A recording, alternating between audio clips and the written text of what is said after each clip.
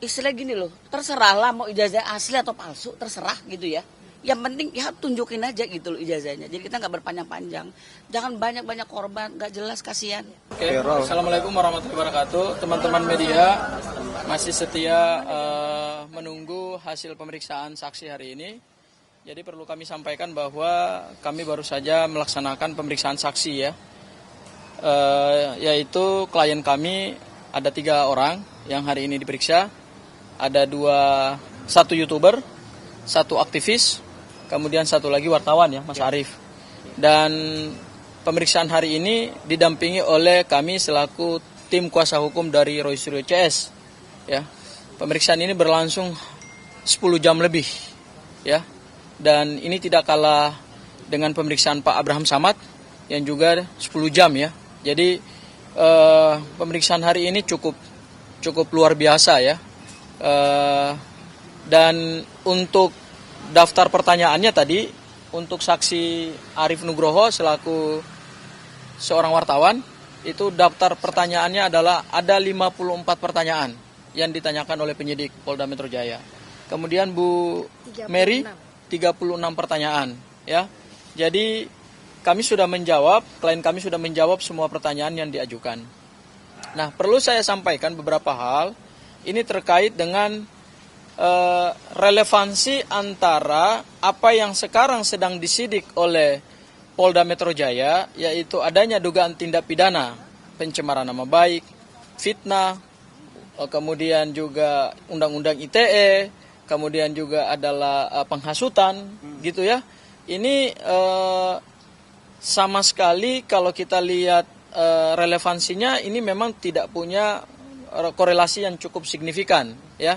Terutama kepada saksi yang dalam kapasitas sebagai wartawan dan YouTuber ya. Tadi di dalam pemeriksaan ada beberapa pertanyaan yang dikonfrontir kepada saksi terkait dengan pertemuan di beberapa tempat ya, dimulai dari pertemuan di Bareskrim Polri pada saat TPUA membuka laporan terhadap Pak Joko Widodo dalam dugaan tindak pidana pemalsuan dokumen. Kemudian juga ada video pada saat TPUA melakukan audiensi di DPD RI untuk mencari dukungan atau menyampaikan dukungan terkait dengan upaya untuk membuka ya dugaan pemalsuan dokumen berupa ijazahnya Pak Jokowi. Kemudian juga ada video yang terkait di DPD, kemudian di Bareskrim Polri, kemudian di tempatnya Pak Egy Sudana juga ya. Nah, ada beberapa pertanyaan-pertanyaan yang sangat sama sekali tidak relevan kepada saksi. Misalnya yang berkaitan dengan apakah saudara saksi mengenal dengan TPUA, ya, itu tidak relevan. Kemudian siapa yang membiayai TPUA, ya, itu juga tidak relevan.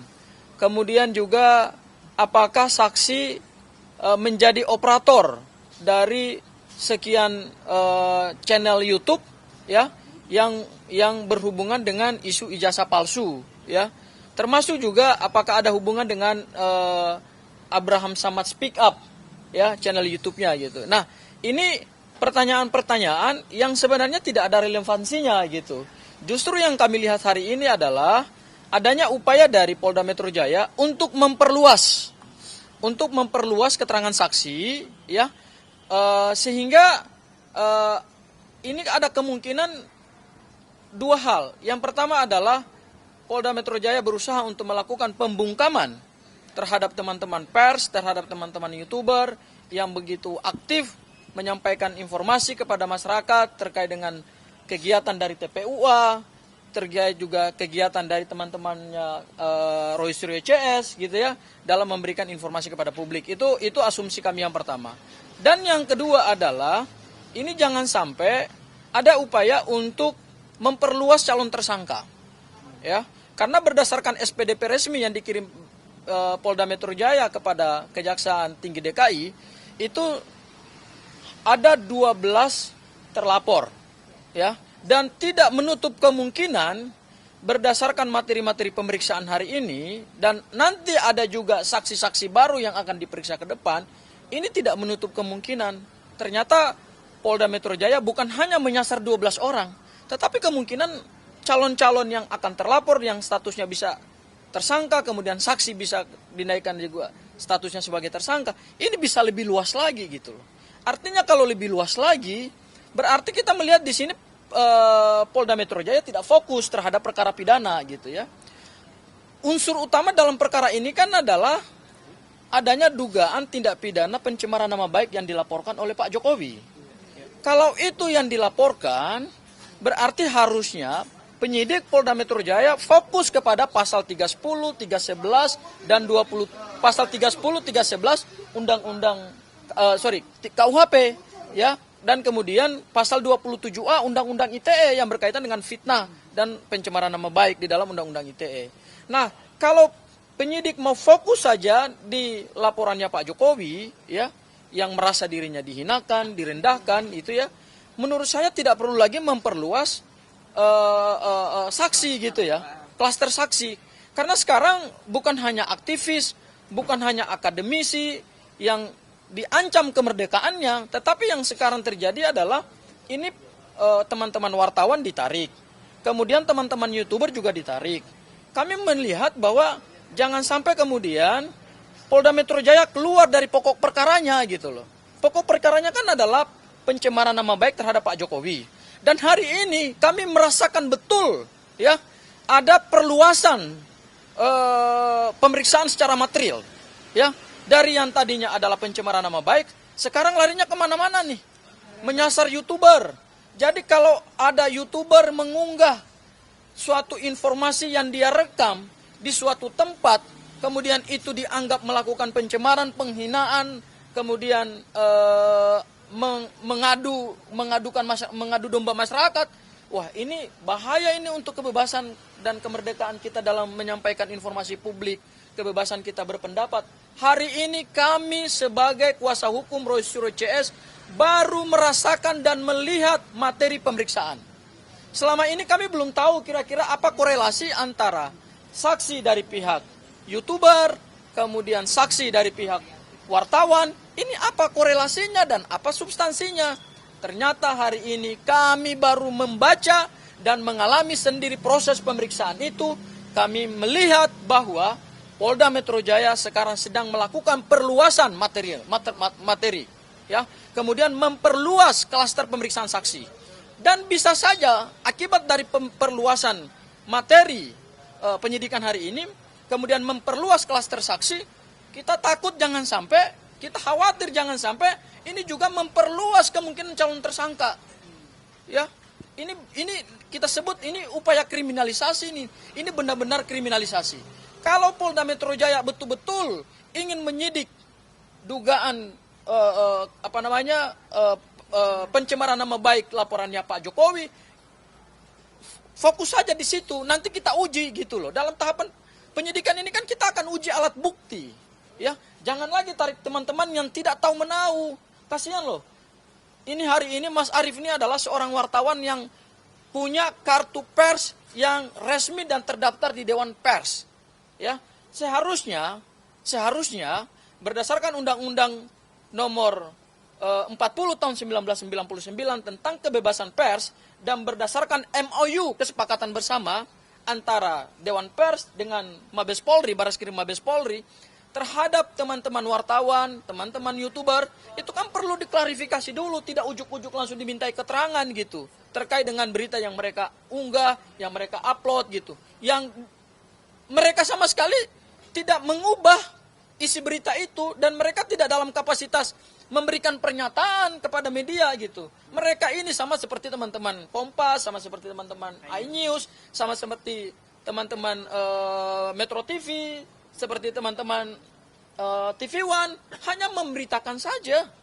Tapi di republik yang hari ini kita sudah merasakan 80 tahun kemerdekaan, memberitakan suatu berita itu bisa dianggap sebagai turut serta. Ini yang kita khawatirkan. Jangan sampai pasal 55 KUHP sebagai pasal turut serta itu digunakan dalam perkara ini gitu. Karena materi pemeriksaannya sudah mengarah ke sana gitu. Dan kami merasa bahwa ini ada upaya kriminalisasi nih. Upaya membungkam kebebasan pers, upaya menutup ruang untuk kita berdialog, kita berdiskusi, kita menyampaikan informasi kepada publik, dan hal itu kami rasakan hari ini pada saat pemeriksaan. Ya, ini tentu yang kita sesalkan. Ya, jadi mudah-mudahan Polda Metro Jaya terbukalah, jangan lagi memperluas perang gitu loh, jangan lagi memperluas area permainan ini gitu loh. Jangan lagi menyeret pihak-pihak yang tidak punya peran, tidak punya kapasitas dalam perkara ini, tapi harus diseret dan dipaksa untuk memberikan keterangan, kemudian keterangannya itu bisa membahayakan dirinya sendiri dan membahayakan orang lain. Padahal kalau kita lihat dari 3 klaster pasal yang dipakai, saya bagi 3 klasternya nih. Klaster pertama adalah delik pencemaran nama baik. Itu pasal 310, 311 KUHP, 27A Undang-Undang ITE. Klaster kedua, itu berkaitan dengan delik dokumen elektronik. Pasal 32 dan pasal 35 Undang-Undang ITE. Dan klaster terakhir, ini klaster penghasutan, pasal 160 KUHP dan pasal 28 ayat 2 Undang-Undang ITE. Dari 3 klaster pasal yang sekarang dipakai, ya, 1 klaster relevan, yaitu penghinaan dan pencemaran nama baik. Tapi 2 klaster ini nggak relevan sama sekali. Ya, yaitu siapa yang mengubah dokumen elektronik? Nggak ada yang mengubah dokumen elektronik. Tadi ditanyakan juga kepada saksi kami, apakah dokumen yang atau informasi yang diunggah di YouTube itu diubah nggak? Dilakukan rekayasa nggak? Dimanipulasi nggak? Oh, nggak ada itu faktanya. Ya, jadi nggak kena ini pasalnya. Kemudian yang ketiga, klaster tentang penghasutan. Siapa yang terhasut? Siapa yang melakukan penghasutan? Dan apa akibat dari penghasutan? Karena ini deliknya delik material. Ya. Kemudian 28A. Ini kan penghasutan dalam konteks SARA. Nggak ada ini urusannya di situ. Jadi menurut kami dari hasil pemeriksaan yang kami alami hari ini ada kemungkinan penyidik melakukan perluasan. Dan memperluas saksi dan kemungkinan juga kalau barang ini naik sampai tahap berikutnya, ini memperluas calon tersangka lagi. Dan ini kriminalisasi. Itu Bang yang bisa kami sampaikan. Ada pertanyaan Bang?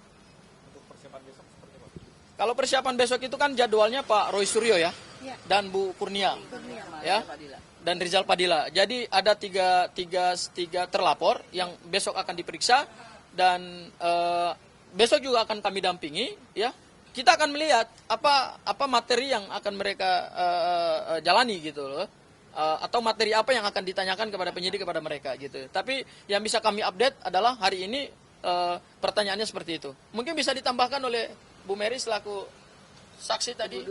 Oke, silakan. Okay. Assalamualaikum warahmatullahi wabarakatuh. Terima kasih nih rekan-rekan nih udah bisa hadir di sini membersamai kita. Dan saya juga turut terima kasih juga untuk para penyidik tadi yang sudah kooperatif juga terhadap kita dalam kapasitas bahwa mereka mau mendengar, penyidik mau mendengar apa yang kita paparkan, apa yang kita berikan penjelasan, dan mereka tidak terlalu bertele-tele gitu dalam mendengar kesaksian kita. Tapi prinsipnya sama seperti tadi yang rekan saya sudah paparkan, pada intinya adalah kerangka berpikirnya sama seperti itu.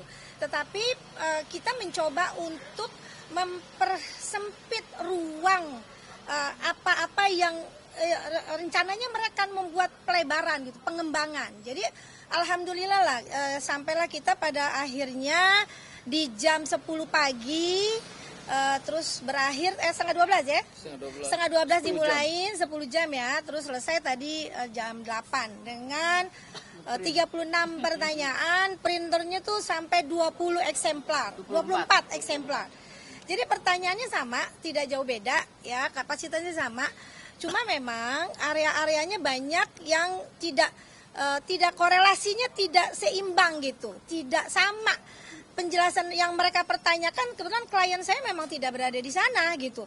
Tapi mereka mencoba untuk mengembangkan sehingga akhirnya mencoba untuk menggiring opini itu dengan satu opini yang akhirnya bisa satu sama lain itu saling berkaitan begitu. Jadi dan mudah-mudahan lah nanti untuk kedepannya saya minta juga sama penyidik jangan mencoba untuk menggiring pertanyaan lah begitu ya, sehingga tidak mempersulit klien-klien kita dalam memberikan penjelasan, pemaparan. Tanyakan saja sesuai dengan peristiwa yang terjadi pada tanggal itu. Kalau ini kan tidak dikembangkan kemana-mana dulu, baru mereka mencoba untuk akhirnya menggali dan lain sebagainya. Mungkin itu saja kali ya. Ada yang mau ditambahin sama klien saya nih, Bu Mary? Oke. Jadi dari surat undangan, surat panggilan itu mengacu pada salah satu podcast tertanggal 22 Januari. Ditulisnya cuma itu. Jadi kami sebagai saksi untuk satu kejadian, yaitu podcast di daerah Jakarta Pusat tanggal 22 Januari 2025. Nah, kalau kita berfokus pada podcast tersebut, tentunya dengan sangat gamblang saya bilang, saya tidak tahu, karena saya memang tidak di tempat, dan saya tidak tahu itu siapa-siapa, saya pun tidak tahu itu linknya yang mana gitu kan. Cuman dalam hal ini, akhirnya di dalam pemeriksaan itu, ada berapa link tadi disebutnya? Pokoknya ada belasan sampai puluhan link YouTube. Yes. Ya, link YouTube termasuk, sebentar, kalau TV juga ada. TV juga ada, tadi juga disebut beberapa TV. Jadi apa yang disebutkan oleh para aktivis tersebut pada link-link yang udah diambil mereka dari YouTube dan sebagainya, kami diminta konfirmasi apakah paham mengenai ini. Saya bilang saya nggak paham. Soalnya apa? Begitu banyak disebut, banyak sekali bang. Sampai dia, Bu, ini pertanyaan agak panjang ya, dia bilang. Dari dimulai dari 22 Januari gini, kemudian ada link YouTube oleh si ini, kemudian ada ini lagi, ada lagi pemberitaan ini. Panjang banget, mungkin ada hampir 30 kali tadi, 30 link media ya, atau video. Apakah ibu paham mengenai alur ini? Well, saya nggak bisa. Even kita kami pun ditanya kapasitas kita gitu. Saya bilang kami tidak dalam kapasitas sebagai tim TPUA, bukan. Dan kami bukan simpatisan dari TPUA, kami hanya emak-emak, betul ya emak-emak ya? Emak-emak yang masih ada waktu untuk negara ini. Dan kami terpanggil. Kami terpanggil untuk, istilah gini loh, terserahlah mau ijazah asli atau palsu, terserah gitu ya. Yang penting ya tunjukin aja gitu loh ijazahnya. Jadi kita nggak berpanjang-panjang. Jangan banyak-banyak korban, nggak jelas, kasihan. Dan satu lagi, yang ngelaporin, kan tadi disebut tuh bang, laporan siapa-siapa, kami nggak kenal. Kami nggak kenal mereka siapa, kami nggak kenal siapa. Cuma satu yang kita kenal, yaitu Bapak Insinyur Joko Widodo. Selebihnya kami nggak kenal. Ada nama ABCD dan lain sebagainya, kami nggak kenal. Jadi saya hanya menjawab sesuai kapasitas kami, terutama kapasitas kami yang membersamai kegiatan ini gitu loh. Tapi selebihnya ya saya cuma menjawab apa yang bisa kami jawab. Ya, bahwa kami adalah emak-emak yang terpanggil untuk negara ini. Demikian. Ada tambahan dari saksi? Ayo, Jurnalis. Ini jurnalis. Ya, sebelumnya saya ucapkan terima kasih kepada teman-teman khususnya iNews dan Kompas TV. Dan saya di sini sebagai jurnalis resmi dari SNN, Satu Indonesia News Network, yang tadi dipanggil menjadi saksi ke dalam. Dan secara pribadi sebenarnya saya tersinggung atas panggilan ini, karena sebagaimana teman-teman di sini sebagai jurnalis juga mempunyai pekerjaan yang sama dengan saya, seharusnya itu sudah ada ruang sendiri untuk para jurnalis bisa meminta klarifikasi, bisa memberikan somasi apabila terdapat video ataupun berita yang dianggap menyinggung orang lain. Dan saya pikir ini semuanya sudah paham soal ini. Tapi akhirnya pada hari ini saya dipanggil untuk 5 video setidaknya. Dan ternyata dari kelima video itu, 3 videonya itu bukan saya ya yang kemudian memberitakan itu, sama sekali tidak ada hubungannya dengan saya. Saya hanya ada 2 video. Dan di dalam video itu pun seperti yang hari ini teman-teman sedang syuting. Seperti saya berbicara, kemudian teman-teman syuting situ begitu saja. Dan kebetulan video itu seperti yang disampaikan oleh Bang Abdul Ghafur tadi, seperti ada pertemuan di DPD RI, kemudian ada Bareskrim. Nah itu, dan tugas kita sebagai jurnalis ya tentu saja mengabarkan itu. Dan saya dipertanyakan yang agak lumayan menyinggung itu adalah soal pendapat saya, soal apa pendapat saya terkait video tersebut. Nah kan sebenarnya itu tidak layak kalau itu ditanyakan ke saya. Seharusnya itu ditanyakan kepada yang bersangkutan gitu. Dan tugas jurnalis kan hanya memberitakan, menyampaikan, memberikan informasi kepada masyarakat karena ini adalah bentuk dari kemerdekaan pers. Dan itu sudah diatur di dalam Undang-Undang Pers nomor 40 tahun 1999. Jadi saya pikir ini tidak menjadi monsterisasi bagi para jurnalis-jurnalis berikutnya yang ingin memberitakan satu berita yang memang berita itu layak untuk dinikmati atau untuk disajikan kepada masyarakat secara umum. Dan mudah-mudahan ini menjadi pelajaran lah buat pada dalam hari ini pihak kepolisian untuk tidak mengulanginya lagi. Karena sebagai jurnalis kita sudah punya wadahnya tersendiri untuk menyampaikan keberatan terhadap berita yang kita sampaikan. Mungkin itu aja teman-teman iNews dan Kompas TV serta teman-teman yang lain. Terima kasih. Wassalamualaikum warahmatullahi wabarakatuh.